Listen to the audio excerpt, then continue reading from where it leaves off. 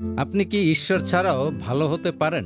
আসুন আমরা এই প্রশ্নের গভীরে গিয়ে খুঁজে দেখি, নৈতিকতা কি সত্যি ঈশ্বরের উপর নির্ভর করে?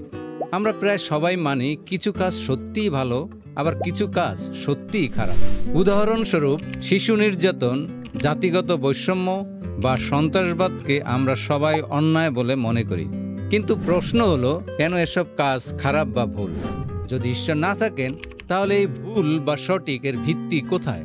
ভাবুন তো, যদি কোনো চূড়ান্ত মানদণ্ড না থাকে, তাহলে কার মূল্যবোধটা ঠিক, আপনারটা না আমারটা?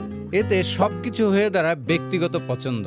একজনের পছন্দ স্ট্রবেরি আইসক্রিম, আরেকজনের পছন্দ চকলেট। যেমন কেউ বলে এটা ভালো, আবার কেউ বলে এটা ভালো না। এর নাম সাবজেক্টিভ মরালিটি, ব্যক্তিকেন্দ্রিক নৈতিকতা। কিন্তু আমরা এমন নই। আমরা মনে করি কিছু বিষয় সবার জন্য সঠিক অথবা ভুল।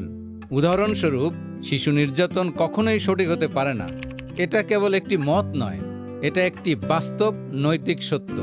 তাহলে প্রশ্ন আসে, এই নৈতিক সত্যের উৎস কোথায়? এর উত্তর হলো ঈশ্বর। ঈশ্বরের চরিত্র, যেমন প্রেম, ন্যায়, দয়া, এই গুণগুলোই আমাদের নৈতিক মানদণ্ডের ভিত্তি।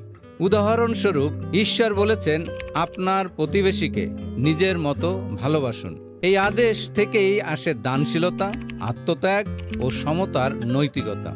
আর ঈর্ষা, নির্যাতন ও বৈষম্যকে আমরা ভুল বলি, কারণ এগুলো ঈশ্বরের প্রকৃতির পরিপন্থী।